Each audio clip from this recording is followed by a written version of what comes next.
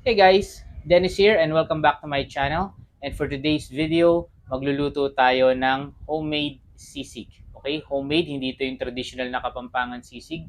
Okay, ganito lang ako gumagawa ng sisig pag nagkikrave ako sa sisig pero tinatamad akong bumili ng maraming ingredients or tinatamad akong maglabas ng ihawan. So this is very very basic sisig. I hope magustuhan nyo to. Okay, so pakita ko sa inyo yung ingredients na kailangan natin. So here are the ingredients na kailangan natin. Okay, we need 1 kilo of pork jowls sliced very thinly.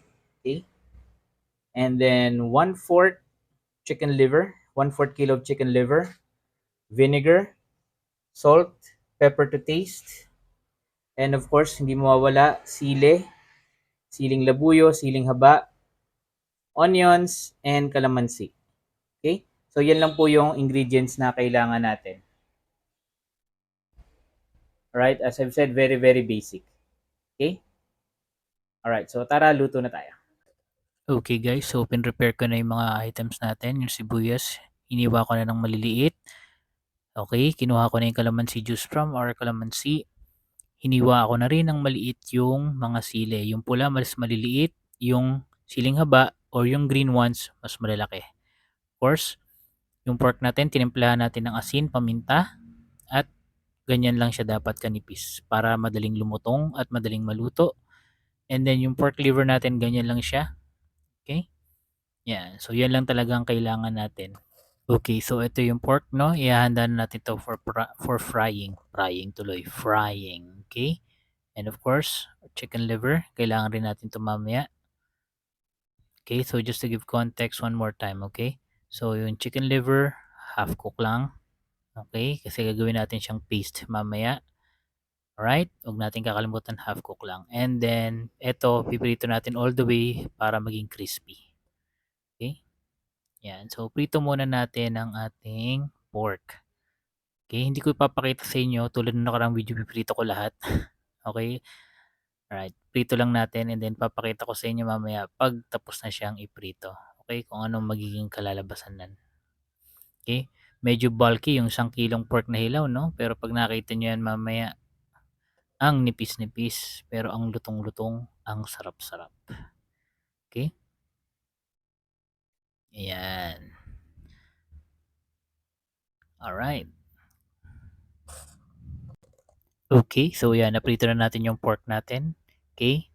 Golden brown and crispy. Then, ito yung ating chicken liver.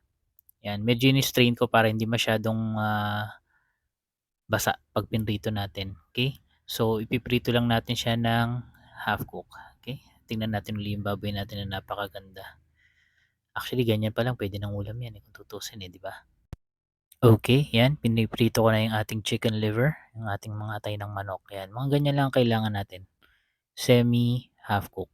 Meron ba nun? Half cook lang. Yan, half cook lang. Okay, Yan, so habang sarap-sarap. pinapa-ihaluin Okay, yan na natin yung yung ating ating baboy. Alright, ah, so chachapin atay na ng natin manok, to.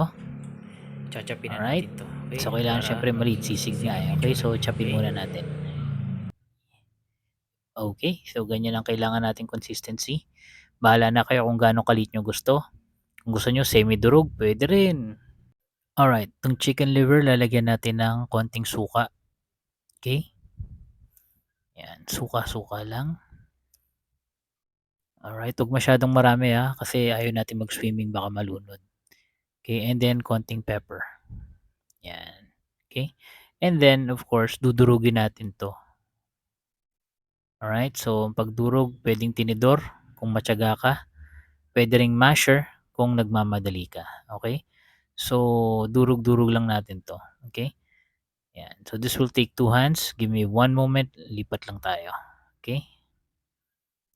Ayan. So, gantong consistency yung usually ginagamit ko. Pwede ring mas wetter pa ng konti rito. Pwede na rin to. Okay? Huwag lang masyadong dry. Okay? So, ngayon, assemble na natin ang ating sisig. Yan. So, yung pork. Lagay natin, of course, ang sibuyas. 1 cup of onions for every cup of pork. Ang ideal. Okay? Halo natin ang ating sili. Anghang. Matapang naman kayo, di ba? And then, of course, our chicken liver. Okay, yan. At pagkatapos nan, lalagyan na natin ang ating calamansi juice. Ayan. Okay, unti-unti lang ilagay ng calamansi juice guys kasi kung minsan masyadong umaasim. So, tansyahin nyo na lang. Okay? And then, of course, we mix. Yan. So, ganyan ang itsura niya pag na-mix siya. Napakasarap nan guys. Sinasabi ko sa inyo. Pwedeng pulutan. Pwedeng ulam sa kanin. Anytime, anywhere. Okay? Pwedeng almusal, tanghalian, or hapunan. Nasa inyo na yan. Okay? At ayan po ang ating finished product. Ay nako guys, pag natikman nyo to, sinasabi ko sa inyo makakalimutan nyo yung pangalan nyo. Crunchy, salty, sour, yan, halo-halo na, napakasarap guys. So once again, thank you so much for joining me in this video. Okay, I hope nagustuhan nyo yung recipe na shinare ko at sana magawa nyo sa inyong mga bahay dahil talaga namang hindi nyo pagsisisihan. Promise, masarap yun. Pwedeng pulutan at higit sa lahat, pwedeng ulam sa kanin. Okay? Pwede nga rin pambaon eh. Di ba? Ako, tsak ko lamang baon ko yan mamaya kasi on-site tayo ngayon. Okay? So once again, kung nagustuhan nyo itong video na to, please consider putting a like. Okay? Hitting that like button. Share it to your friends and comment down below kung ano yung sa palagay nyo pwede kong i-improve sa vlog na to or if meron kayong recipe na gustong i-share. Okay? So all comments are welcome. Okay? So I will see you in my next vlog and I hope you subscribed. Okay? So that's it, Pansit.